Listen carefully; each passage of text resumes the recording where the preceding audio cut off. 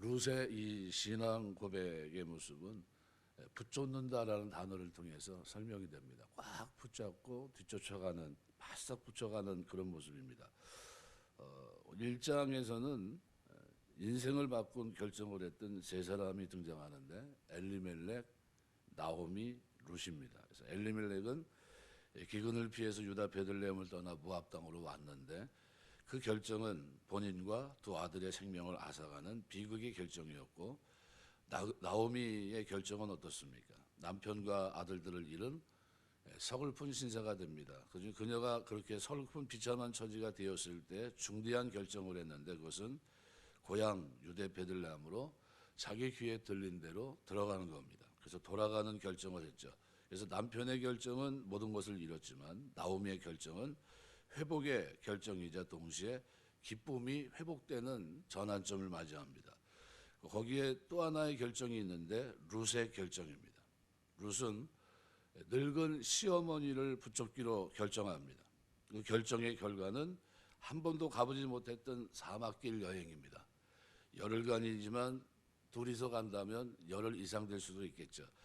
본 적도 없는 유다 베들레헴으로 들어가는 결정이었고, 들어갔을 때 다가오는 것은 냉대와 빈곤 그리고 수치를 선택한 셈입니다.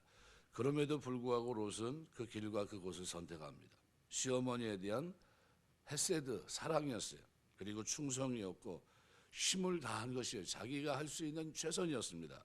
그래서 시어머니는 나오미 이 룻의 결정에 대해서 반복할 것을 요청했지만 그러나 더 이상 얘기하지 않습니다. 그 헌신을 받아들이기로 합니다. 룻이 그렇게 결정한 것은 물론 시어머니를 위한 선택이었지만 결과적으로는 시어머니의 하나님을 선택한 것이고, 시어머니로부터 전수받은 신앙을 지켜가면서 그 하나님 자신의 생일을 그 하나님께 맡기는 결정이 됩니다. 하나님께 대한 소망이 만일 없었다고 한다면 아마 이런 결정은 하기 힘들었을 겁니다. 고달픈 삶을 선택하지 않기 때문이죠. 신앙이 없었다면 동서처럼 입 맞추고 돌아가는 것이 맞았을 겁니다. 그러나 룻은 여호와 하나님을 의지하고 모진 여행길 그리고 타양 사이를 마다하지 않고 시어머니를 붙잡듯 하나님을 붙잡습니다. 본문은 시어머니와 하나님을 붙잡았던 한 롯의 신앙 고백입니다. 살아가면서 예수님 주변에 누가 붙쫓아 올라갑니까? 누가는 세리와 죄인들이 붙쫓아 올라갔다 이렇게 표현하고 있는 겁니다. 누가복음을 통해서 여인들이 쫓아가고 있더라는 거예요. 그리고 십자가를 지는 그 중요한 순간에 누가 그 일을 합니까? 막달라 마리아가. 그리고 부활의 영광에 참여하는 첫 번째 증인도 막달라 마리아가. 그러니까 가장 소외됐던 사람들이 붙쫓아 올라가고 예수님 이 땅에 오신 하나님의 사랑을 확증하는 엄청난 중요한 사건의 증인으로 글을 쓰고 있음을 볼 수 있습니다. 룻이 여호와 하나님을 붙잡는 것을 어떻게 할 수 있는가? 두 가지로 알 수 있는데, 하나는 바로 나오미의 발언을 통해서고, 또 하나는 적극적인 룻의 발언을 통해서입니다. 멀리 사라져가는 동수의 희미한 모습을 보면서 오늘 15절 말씀에 나오미가 이릅니다. 나오미가 이르되 보라, 내 동서는 그의 백성과 그의 신들에게로 돌아가나니 너도 너의 동서를 따라 돌아가라. 나오미가 룻에게 돌아가라고 말했을 때 며느리에게 돌아가라고 하는 네 번째이자 마지막 권고이기도 합니다. 그래서 1장 8절, 11절, 12절, 15절 네 번이나 얘기를 했죠. 그 권고는 동서처럼 룻도 그녀의 백성에게로, 그녀의 신들에게로 돌아가라는 권고였고요. 나오미가 지금까지 돌아가라고 한 것은 결국에는 모압 백성이 섬기는 모압신 그모스 신을 섬기는 선택하라고 하는 권고이기도 합니다. 그런데 룻도 모압 땅으로 돌아가는 것이 아니라는 사실을 분명히 알았습니다. 그래서 모압으로 돌아간다면 모압의 신들을 섬겨야 되고 그 문화 속에 살아야 된다는 것을 너무나 잘 알고 있었고요. 그것은 익히 자기가 봐둔 겁니다. 만일 그런 것이 없었다고 하면 룻의 반응에 이런 말이 포함될 리가 없습니다.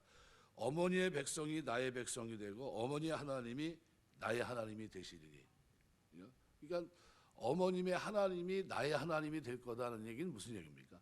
나는 이미 여호와를 섬기기로 했다는 거예요. 이게 한편으로는 시어머니 하나님을 그 하나님을 자신의 하나님으로 섬기겠다는 표현이고, 또 한편으로는 시어머니의 백성을 그녀의 백성으로 받아들이겠다고 하는 결단이기도 합니다. 왜냐하면 하나님과 백성은 같이 갑니다. 보이지 않는 하나님은 그분을 섬기는 보이는 백성의 삶에서 드러내기 때문입니다.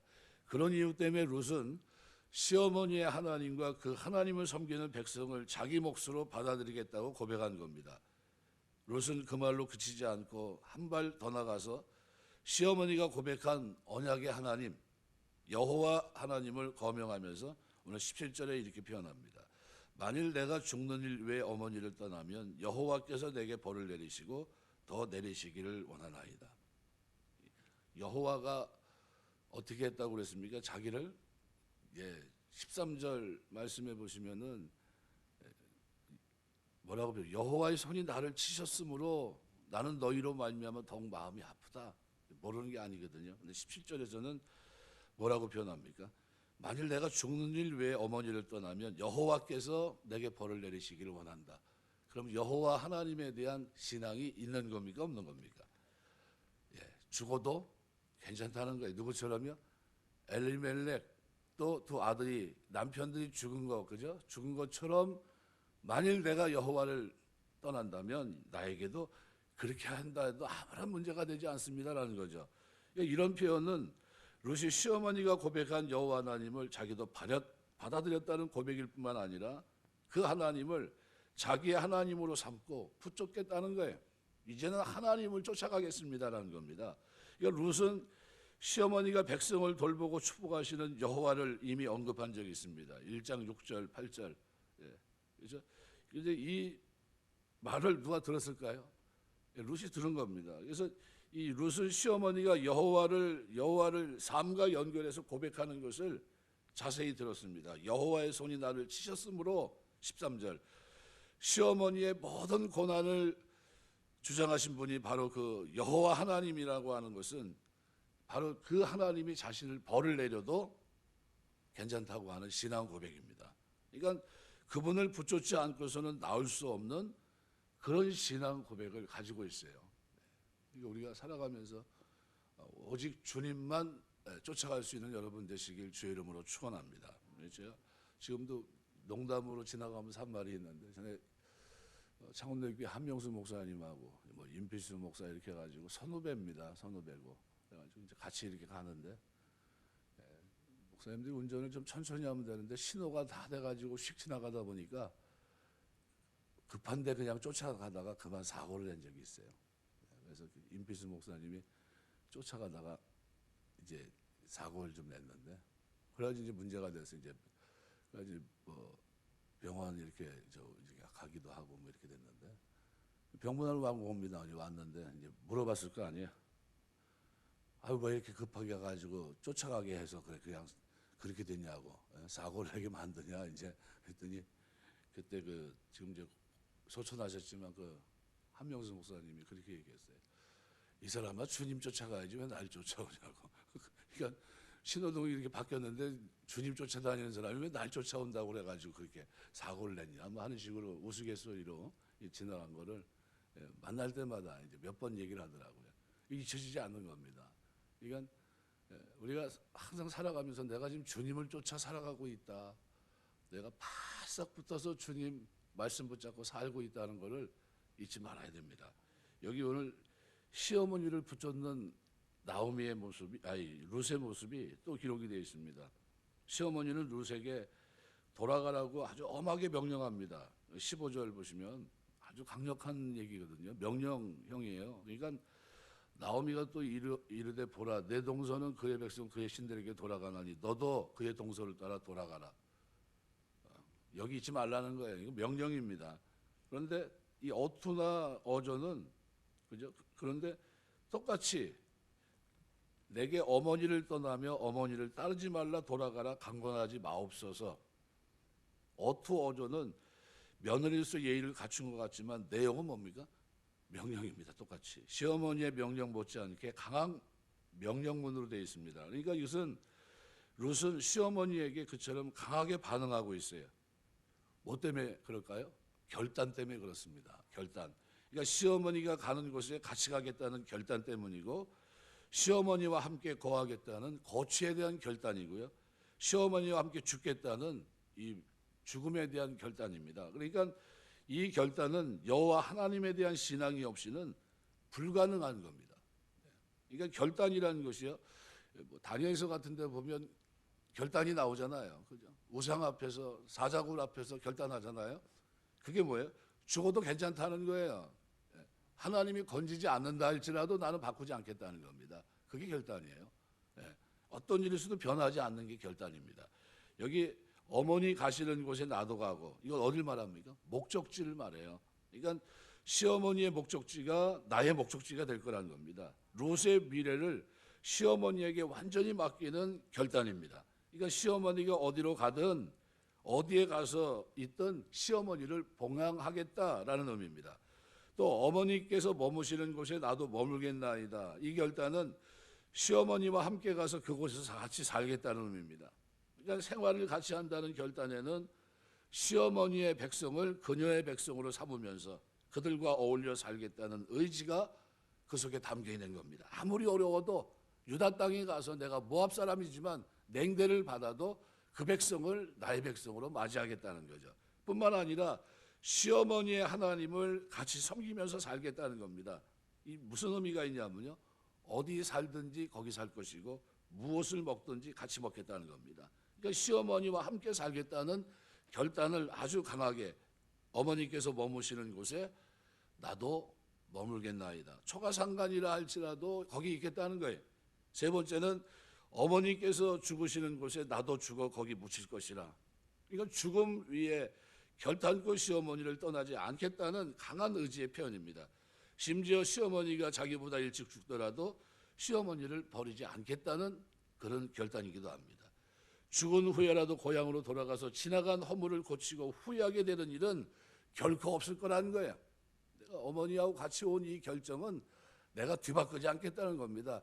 내가 유다 베들레헴으로 온 이상 다시는 모압으로 가지 않을 거라는 거예요. 어머니가 묻힌 이곳에, 장사된 이곳에 내가 여기서 장사될 거다, 이 얘기입니다. 이 세 가지 결단은 목적지, 거취의 문제, 장래의 문제를 시어머니와 함께하겠다는 롯의 결단이었습니다. 이런 결단은 친정어머니 편에서는 너무나 서운한 것이겠지만 사람이 만든 우상을 과감히 버리겠다는 롯의 결단이었고, 또한 인격적인 하나님을 받아들이지 않았다고 한다면 불가능한 결단입니다. 우리가 살아가면서 나를 따르려거든 제 십자가를 지고 나를 쫓을 것이니라 결단해야 되는 겁니다. 그래야 십자가 지고 쫓아가는 겁니다. 지고 갈 십자가 지고 쫓아가시길 주의 이름으로 축원합니다. 결단하지 않으면요, 십자가 지려면 이거 왜 내가 져야 되죠? 이렇게 얘기합니다. 그게 뭐 평상시는 괜찮은데요, 지고 갈 십자가가 앞에 딱 나타나면 못 진다고 얘기합니다. 그렇게 되는 거예요. 그러니까 우리가 하나님 앞에 설 수 있어야 됩니다. 세 번째는 롯은 무엇을 근거로 그럼 이처럼 여호와 하나님을 붙여치며 또 그 하나님을 시어머니로 그처럼 붙여쳤는가? 롯의 신앙의 근거를 알아보기 위해서는 아브라함과 좀 비교해 보면 그냥 선명하게 드러납니다. 왜 아브라함을 비교하냐면요, 아브라함은 믿음의 조상으로 추앙받는 인물입니다. 근데 롯은 아브라함처럼 믿음의 조상이라고 알려지지 않습니다. 근데 아브라함과 롯은 공통점이 있습니다. 똑같이 우상 숭배라던 백성들 가운데 살던 사람이에요. 롯은 금오스 백성을 사이에서 살던 사람입니다. 아브라함은 다른 신들을 섬기는 가문, 그런 환경에서 성장합니다. 여호수아 24장 2절 보면 옛적에 너희 조상들 곧 아브라함의 아버지 나홀의 아버지 데라가 강 저쪽에 거주하며 다른 신들을 섬겼으나, 그때 다른 신을 섬겼던 사람들입니다. 또 두 번째는 하나님이 아브라함을 직접 부르십니다. 창세기 12장 1절 너는 너의 고향과 친척과 아비집을 떠나 내가 내게 보여줄 땅으로 가라. 근데 롯에게는 이런 부르심이 없어요. 캄캄합니다. 내가 이렇게 결정했을 때 어떤 혜택이 있을까? 그게 전혀 없어요. 그러니까 어떻게 그러면 하나님 알았습니까? 시어머니의 신앙, 그것도 아주 가냘픈 신앙을 받던 겁니다. 그러니까 아브라함은 구체적으로 하나님의 부르심을 통해서, 롯은 삶을 통해서 부르심을 받았던 거예요. 어머니의 삶을, 시어머니의 모습을 통해서. 그러니까 신앙생활을 우리가 어떻게 해요? 말이 아니라 생활로 잘해야 되는 겁니다. 우리 그런 은혜가 있게 되시길 주의 이름으로 축원합니다. 말은 청산유소인데 그런데 행동은 믿음이 아니면요 절대 변화되지 않습니다. 불가능해요. 그런 거죠. 그래서 하나님은 또 아브라함을 부르셨을 때 약속을 주십니다. 그래서 창세기 말씀에 보면 12장 3절에 보면 이렇게 표현해요. 너를 축복하는 자에는 내가 복을 내리고 너를 저주하는 자에게 내가 저주하니 땅의 모든 족속이 너로 말미암아 복을 얻을 것이라 하시니라. 복의 근원에 대한 약속이 있어요. 네가 복의 근원이 된다라는 거예요. 열국의 아비가 되고 또 2절에는 그렇게 말합니다. 내가 너로 큰 민족을 이루고 내게 복을 주어 내 이름을 창대하게 하리니 너는 복이 될지라. 이렇게 표현합니다. 그러니까 아브라함으로부터 많은 자손이 생긴다는 것과 루세에게 그런 약속이 있습니까? 왜 나오미는 뭐라고 얘기합니까? 내가 너를 위해서 자식을 낳을 수 없으니 나는 늙었으니 오지 말라는 거예요. 너는 평생 가면 잘못하면 어떻게 해요? 혼자 살게 될 거다라는 얘기예요. 그러니까 돌아가라고 자꾸 권고했던 거죠. 그리고 여호와께 치셨으므로 하면서 어떻게 해요? 쐐기를 박아버립니다. 근데 하나님은 아브라함과 약속에서도 많은 자손에 대한 약속을 주셨는데 그런데 룻은 그런 게 전혀 없어요. 결혼 가능성도 없고 이것은 여러 번 시어머니가 강조했던 바입니다. 아무런 약속도 없이 고향을 떠납니다. 고향과 백성을 떠난 아브라함이 믿음의 조상이라면 룻은 어떻게 불려야 되는가? 글쎄요, 뭐 없어요. 마땅한 이름도 없어요. 그러니까 아브라함에게는 모든 축복이 약속으로 주어졌는데 그만큼 많은 약속을 받고 고향과 백성을 떠나지 않을 사람이 있었을까? 웬만하면 다 떠날 것 같아요. 그죠? 그런 약속이 있다면. 근데 룻은 하나도 없어요. 아무런 부르심도 약속도 없이 고향과 백성을 떠납니다. 고국과 신들을 떠나고 자기의 친어머니를 떠나가요. 이런 룻을 하나님이 기쁘게 한 믿음의 사람으로 보는 것은 당연하지 않겠습니까? 우리가 살아가면서 믿음이 없이는 하나님을 기쁘시게 하지 못합니다. 믿음으로 사시길 주의 이름으로 축원합니다. 말씀 맺겠습니다. 오늘 본문은 우리에게 중요한 교훈을 줍니다. 이 교훈은 룻이 신앙을 고백한 방법입니다. 룻의 신앙 고백은 여호와 하나님께 대한 고백인데 일단 하나님을 찾은 후 룻은 두 가지로 그 신앙을 고백합니다. 그것은 하나님과 시어머니를 붙잡는 신앙 고백이고 그리고 하나님을 붙잡는다는 것은 구체적으로 사람을 붙잡는 것이라는 것을 보여줍니다. 사도 요한은 하나님과 사람을 일치시키면서 요한일서 4장 같은 말씀에 보시면 20절에 이렇게 표현합니다. 누구든지 하나님을 사랑하노라 하고 그 형제를 미워하면 이는 거짓말하는 자니 보는 바 그 형제를 사랑하지 아니하는 자가 보지 못하는 바 하나님을 사랑할 수 없느니라. 형제를 사랑하는 것과 하나님 사랑하는 것을 동일한 위치에 두고 있습니다. 하나님 사랑한다고 하면서 형제를 사랑하지 않는 것은 거짓말하는 거래요. 그러니까 형제를 사랑하는 것 중에서 저 사람이 하나님의 사랑 속에 있는 사람이구나 하는 것을 알 수 있다는 겁니다. 그러니까 우리가 붙잡는 하나님은 어떤 분입니까? 그 하나님이 구체적으로 붙여준 사람은 여러분 어떻게 하고 계십니까? 그 사람도 붙여차야 된다는 거예요. 바싹 붙잡고 가야 된다는 겁니다. 나오미의 신앙은 미약했지만 그래도 룻은 그 시어머니로부터 신앙을 물려받았기 때문에 그 시어머니를 붙잡고 있어요. 내가 하나님을 안다면 그 하나님을 알게 한 그 사람을 붙잡고 가야 되겠죠. 룻은 시어머니를 하나님 대하듯 그리고 하나님을 시어머니 대하듯 했다는 겁니다. 그런 신앙 때문에 하나님은 룻을 그토록 많은 축복으로 갚아주셨던 거예요. 아무런 약속이 없는데 붙잡고 살아갔던 룻을 하나님은 아브라함 이상으로 큰 복으로 상상하지도 못했던 더 큰 복으로 하나님이 채워주셨던 겁니다. 우리 살아가면서 신앙생활할 때 오직 그리스도 안에서 그죠? 주님을 꼭 붙잡고 갈 수 있는 여러분 되시길 주의 이름으로 축원합니다. 그리고 여러분에게 주어진 가족, 그죠? 뗄래야 뗄 수 없는 그저 정이 붙어 있는 가족들에게 그 신앙을 전수하고 그 신앙 안에서 서로 붙잡고 그 길을 걸어갈 수 있는 그래서 거기에 신앙에 본이 되는 삶이 되시길 주의 이름으로 축원합니다. 그러니까 우리 신앙생활에 대부분 안 믿는 사람들 이렇게 보면요 이유가 있어요. 네. 삶이 뒷받침이 안 되는 겁니다. 네. 교회에서는 열심히 신앙생활 하는 것 같은데 가정에서는 신앙대로 살지 않는 겁니다. 그러니까 그게 자꾸 모순이 생기다 보니까 말문인데 뭐 이렇게 됩니다. 그러면 안 되고요. 어떻게 됐든 간에 신앙 안에서 삶이 본이 돼야 됩니다. 그렇게 될 때 오늘 이와 같이 나오미와 룻과 같은 놀라운 결실도 있고 하나님이 놀라운 은혜를 입게 되고 믿음의 고백도 신앙 고백도 나오게 되고 그 고백에 하나님이 축복도 하시게 됩니다. 그런 은혜가 우리 교회를 출입하는 모든 분들의 삶 속에 여러분 가정 속에 붙잡고 살아가는 아름다운 신앙생활 속에 아름다운 열매로 맺혀지게 되시길 주의 이름으로 축원합니다. 기도하겠습니다.